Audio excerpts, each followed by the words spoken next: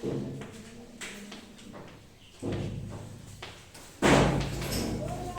अब देखिए कोरास के नियम के अनुप्रयोग, है ना। कोरास के नियम के अनेक अनुप्रयोग है, लेकिन पेपर में हमें मुख्य रूप से 2 या 1 अनुप्रयोग के बारे में क्या है पूछा जाता है, ठीक है। हमें वहां पे केवल उसकी लाइन नहीं लिखना है, हमें उसको पूरा क्या है समझाना पड़ेगा, ठीक है। तो जैसे उसका सबसे मुख्य नियम है, मुख्य अनुप्रयोग है कि दुर्बल विद्युत अपघट्य की आणविक चालकता ज्ञात करने में, ठीक है। तो राज के नियम का हम अनुप्रयोग कहां करते हैं, दुर्बल विद्युत अपघट्य की आणविक चालकता ज्ञात करने में, ठीक है। अब हम क्या करते हैं इसमें कि देखिए जो दुर्बल विद्युत अपघट्य है ना, दुर्बल विद्युत अपघट्य की आणविक चालकता सरलता से ज्ञात नहीं होती। क्यों नहीं होती सरलता से ज्ञात? क्योंकि दुर्बल विद्युत अपघट्य का पूर्ण रूप से आयनन नहीं होता।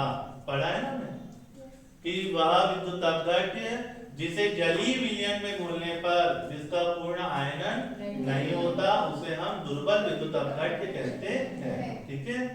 तो उसकी आणविक चालकता हमें सरलता से ज्ञात नहीं होती, किंतु कोरास के नियम का उपयोग करके हम दुर्बल से दुर्बल विद्युत अपघट्य का की भी आणविक चालकता का मान बहुत सरलता से ज्ञात कर सकते हैं, ठीक है।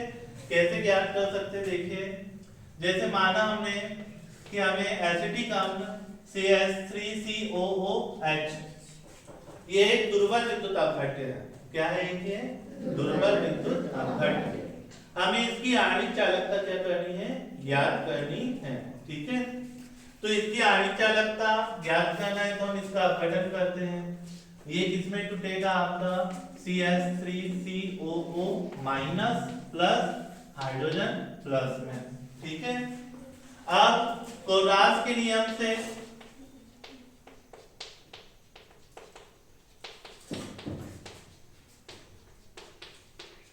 तो कोरास के नियम से क्या आएगा कि अनंत अनुता पर CH3COOH की आणविक चालकता किसके बराबर आएगी, CH3COO माइनस की आणविक चालकता प्लस अनंत अनुता पर हाइड्रोजन धनायन की आणविक चालकता आएगा नहीं। अब यहाँ पे जो धनायन है और जो ये ऋण आयन है इसकी आणविक चालकता आयनिक चालकता को ज्ञात करने के लिए हम प्रबल विद्युत अपघट्य का उपयोग करते हैं। किसका उपयोग कर रहे हैं? प्रबल विद्युत अपघट्य का।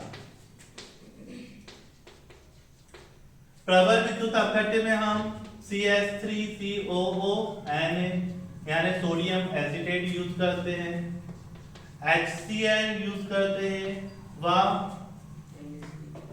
NaCl का क्या करते हैं, उपयोग करते हैं, ठीक है। कैसे उपयोग होता है देखिए कि जो ये आणविक चालकता निकालना है हमें CH3COOH की, हम क्या करेंगे कि CH3COONA के साथ प्लस कर देते हैं किसे, HCl को, ठीक है। यहाँ देखो यहाँ ज्यादा क्या है आपका Na, यहाँ ज्यादा क्या है Cl, तो ये ज्यादा है तो उसे क्या करना पड़ेगा, माइनस। तो हम इसमें से माइनस कर देते हैं किसको, NaCl। तो हम उसमें से किसको माइनस कर देते हैं, NaCl, ठीक है। तो इस प्रकार हम प्रबल विद्युत अपघट्य का उपयोग करके ये दुर्बल विद्युत अपघट्य की क्या निकाल लेते हैं, आणविक चालकता। आया समझ में? आप चाहे तो इसको अभी और हल कर सकते हैं। और कैसे हल कर सकते हैं कि इसको हम देखो इसको तोड़ेंगे तो ये काय में टूटेगा, CH3COO माइनस Na प्लस, ये किसमें टूटेगा हमारा H प्लस Cl माइनस, फिर यहाँ माइनस है ना, माइनस है तो इस माइनस के कारण ये दोनों जो टूटेंगे तो ये काय में चले जाएंगे, माइनस में। जैसे लैम्डा Na प्लस माइनस वाली संख्या रहेगी, माइनस में क्या आएगा, लैम्डा अनंत अनुता पर Cl माइनस। तो Na से Na क्या होएगा, कैंसिल, और Cl से Cl क्या हो जाएगा, कैंसिल। तो क्या बच जाएगा हमारे पास, ClCO, और यहाँ क्या बच जाएगा, H। तो वही का वही आ जाएगा, है ना। तो हम क्या करते हैं कि कोरास के नियम का उपयोग करके दुर्बल से दुर्बल विद्युत अपघट्य की भी आणविक चालकता को क्या करते हैं, ज्ञात कर लेते हैं। इसको ज्ञात करने के लिए हम प्रबल विद्युत अपघट्य का क्या करते हैं, उपयोग करते हैं। ठीक है, यदि हम साधारण शब्दों में बोले ना, तो दुर्बल विद्युत अपघट्य की आणविक चालकता इतनी सरलता से ज्ञात नहीं होती है।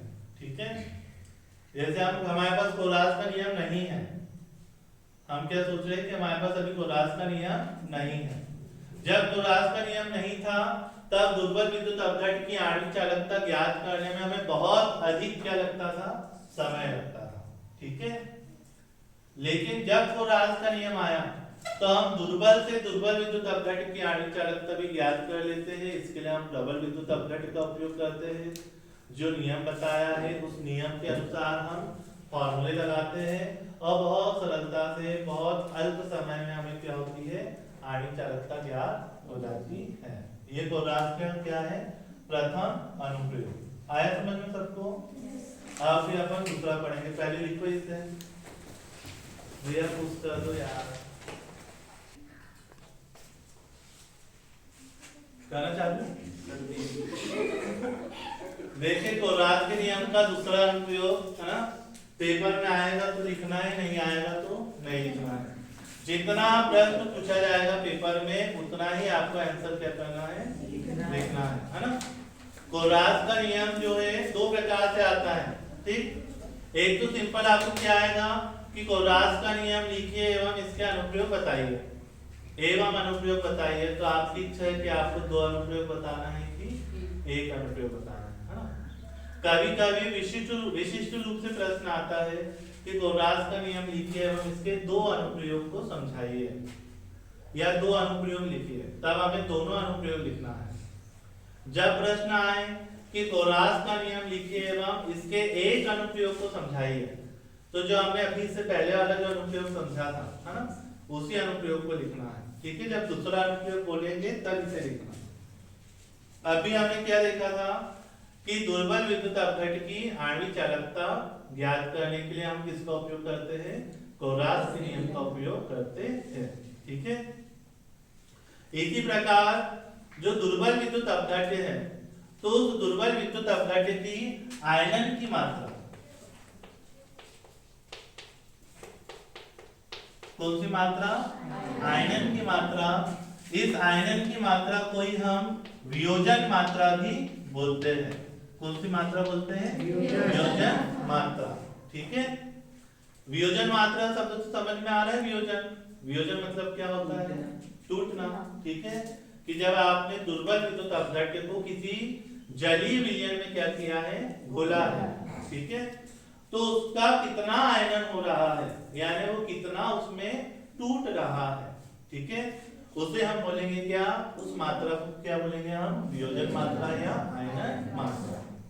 तो दुर्बल विद्युत अपघट्य के वियोजन की मात्रा या आयनन की मात्रा ज्ञात करने के लिए हम कोरास के नियम का क्या करते हैं, उपयोग करते हैं। ठीक है, वियोजन या आयनन की जो मात्रा होती है इसे अल्फा से दर्शाते हैं। कैसे दर्शाते हैं, अल्फा से।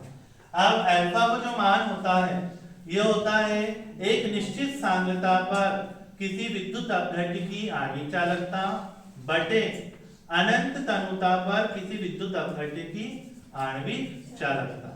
अनंत तनुता पर क्या, किसी विद्युत अपघट्य की आणविक चालकता, और निश्चित सांद्रता पर किसी विद्युत अपघट्य की आणविक चालकता, है ना। क्या होगी परिभाषा यदि आप निकालेंगे तो, किसी दुर्बल विद्युत अपघट्य की वियोजन की जो मात्रा है वो किसके बराबर है, निश्चित सांद्रता पर किसी विद्युत अपघट्य की आणविक चालकता, और अनंत तनुता पर किसी विद्युत अपघट्य की आणविक चालकता के अनुपात को हम क्या बोलते हैं, उस विद्युत अपघट्य के वियोजन की मात्रा या आयनन की मात्रा। ठीक है, अब यहाँ देखिए, यहाँ पे हम क्या ले रहे हैं, अनंत तनुता पर आणविक चालकता निकाल दें।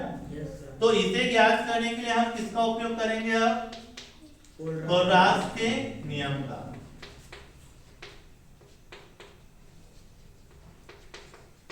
हमने अभी कोलराज का नियम पढ़ा ना। क्या है हमारा कोलराज का नियम?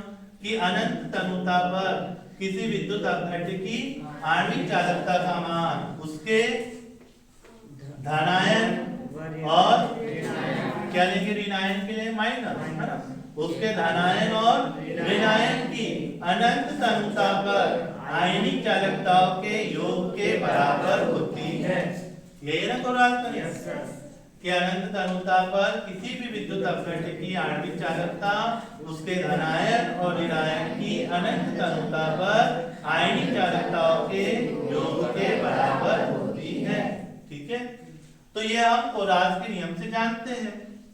अतः हम क्या रख देंगे यहाँ पे कि अल्फा बराबर इसे निश्चित सांद्रता पर आणविक चालकता बटे अनंत तनुता पर आणविक चालकता, यानी धनायन की आणविक चालकता और ये किसकी? ऋणायन की आणविक चालकता। तो हम इस प्रकार कोलराज के नियम का उपयोग करके दुर्बल से दुर्बल विद्युत अपघट्य की आयरन की मात्रा भी हम क्या कर सकते हैं? ज्ञात कर सकते हैं। आया समझ में सबको? लिख लेंगे ना? लिखो चलो,